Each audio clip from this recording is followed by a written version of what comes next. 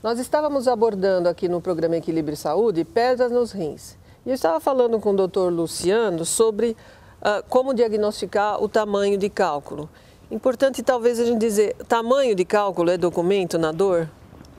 Não, o tamanho, geralmente fala, às vezes o cálculo menor dá muito mais dor do que o cálculo maior. O que vai depender da dor do paciente, é claro, cada um tem uma intensidade de dor, cada um sente a dor de alguma forma. Mas geralmente o que vai determinar a dor é o quê? É o local que esse cálculo está passando. Então vamos supor, se o cálculo estiver parado no rim, um cálculo de 3 centímetros, muitas vezes o paciente nem vai ter dor. Ao contrário, às vezes um cálculo de 4 milímetros descendo o canal, estando no ureter, ele pode dar uma sintomatologia que o paciente muitas vezes tem que ser submetido a algum procedimento para aliviar simplesmente pela dor dele, porque é uma dor extremamente aguda. Então, o tamanho do cálculo não prediz a quantidade de dor, ou seja, não há uma relação, quanto maior o cálculo, maior a dor do paciente. O que vai contar é realmente a localização que esse cálculo vai estar no sistema urinário e se ele está em migração ou não, se ele está obstruindo a passagem.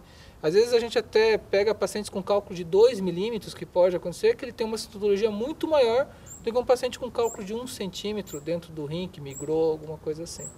Que às vezes chega no consultório trazendo aquela pedrinha, olha, ele me fiz xixi, isso aqui. Nossa, um negócio enorme que você fica pensando, como que não doeu? É verdade, né? Você olha para o paciente e fala, nossa, como é que você eliminou isso?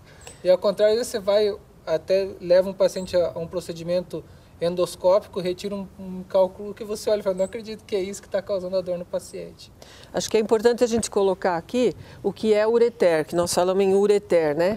Nós temos o rim, que é um órgão, e entre o rim e a bexiga, nós temos o ureter, que é o canalzinho por onde passa a urina que leva para a bexiga. E depois o outro canal, que é a uretra. É importante saber o que é, né? Com certeza. Que nem todo mundo sabe.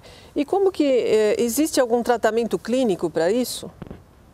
Geralmente o tratamento clínico para calculose urinária, a gente vai abrir mão quando nós sabemos a causa, o que está causando esse cálculo no paciente. Então, dependendo do tipo de cálculo que esse paciente tiver, a gente tem cálculo de oxalato de cálcio, tem cálculo de ácido úrico, tem cálculo de estruvita, dependendo do que for composto esse cálculo, existe um tratamento para prevenção. Até existem casos em que você fazendo o tratamento clínico, há a regressão ou a dissolução do cálculo. São casos mais raros, mas pode ocorrer. Mas o tratamento clínico, geralmente, ele visa a prevenção para a não formação de novos cálculos e não realmente para o tratamento para dissolução. A dissolução é um pouquinho mais, assim, é mais sorte, muitas vezes, do paciente conseguir a dissolução com o tratamento clínico. Mas o tratamento clínico ele existe para a prevenção da formação de novos cálculos. E como é que eu vou saber o tipo de cálculo que é? Existe algum exame de sangue ou de urina, ou eu tenho que ter o cálculo na mão para saber? Não, a gente tem os exames que se chama prova de PAC, que é um exame você vai dosar vários eletrólitos, tanto na urina quanto no sangue, e ver a quantidade desses eletrólitos, ver qual que está aumentado, e com isso você muitas vezes consegue chegar a algum diagnóstico, mas o mais importante às vezes é você levar realmente o cálculo que o paciente eliminou, que foi operado, encaminhar para o laboratório e fazer o diagnóstico. O laboratório vai analisar e dizer do que aquele cálculo é formado. Então, mas se eu tiver, vamos dizer que, aliás, na minha experiência, acho que 90% é oxalato de cálcio. Isso muitas vezes não quer dizer, eu tenho que fazer uma urina de 24 horas para ver se é aumento de oxalato, se é aumento de cálcio na urina, né? O cálculo, assim, o que vai acontecer? O cálculo em si, encaminhando para o laboratório, nós vamos ter o diagnóstico do que ele é formado. E o exame da prova de PAC, que são os exames que a gente faz laboratoriais, eles vão ajudar a dizer, esse paciente está com alteração nesse eletrólito, ou seja, no cálcio, está com aumento do valor do cálcio, uma diminuição do valor do ácido cítrico. Então, essas alterações que vão falar qual o tratamento que nós vamos dar clínico para esse paciente, ou se ele precisa ou não. Mas a maioria das vezes você tem o paciente com um cálculo, seja ele, que a maioria é de oxalato de cálcio, e você tem todos os exames normais. E aí o paciente pergunta, mas por que eu tenho cálculo? Muitas vezes é por falta de ingesta de líquida. Que eu acho que é uma das coisas mais importantes também, hoje, né? Pensa-se que 70% da formação do cálculo ocorre por quê? pela hipersaturação da urina, que é o quê? Aquele paciente que toma um copo de água de manhã, vai tomar outro copo no final do dia e passa o dia inteiro tendo uma micção ou duas com a urina super concentrada, aquela urina que muitas vezes fala, eu tô com a urina escura. Não é que a urina está escura porque está sangrando ou alguma outra coisa. A urina está escura porque ele não toma líquido. Porque não dilui, né? Não dilui. E o que você acha?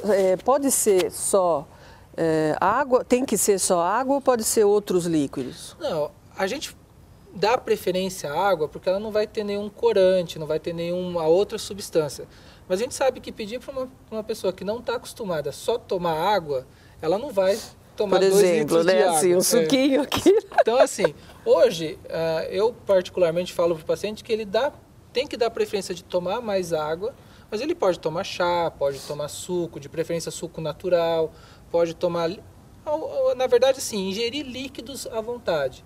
Crianças, por exemplo, você vai mandar tomar água, eles muitas vezes não querem. Não, criança é um complicador, é você falar para a criança, você tem que tomar 2 litros de água por dia. Ela não dá, vai né? tomar. No Então, máximo, pelo menos, se tomar refrigerante um pouco, depende qual, ainda dá para... né? De preferência refrigerantes não derivados de cola, porque geralmente tem, na composição deles tem fosfato, isso às vezes pode ajudar a formar cálculo. Então, geralmente... E sem tinta, não é? E sem tinta, sem Aqueles, os Tangue, uvas, essas coisas, aí é ruim, né? É ruim, porque eles têm muito corante, esses corantes a gente sabe que propiciam a formação do cálculo. Então, assim... O melhor é a gente falar para ingerir líquidos dando preferência à água, porque se você falar só tome água, não vai dar certo.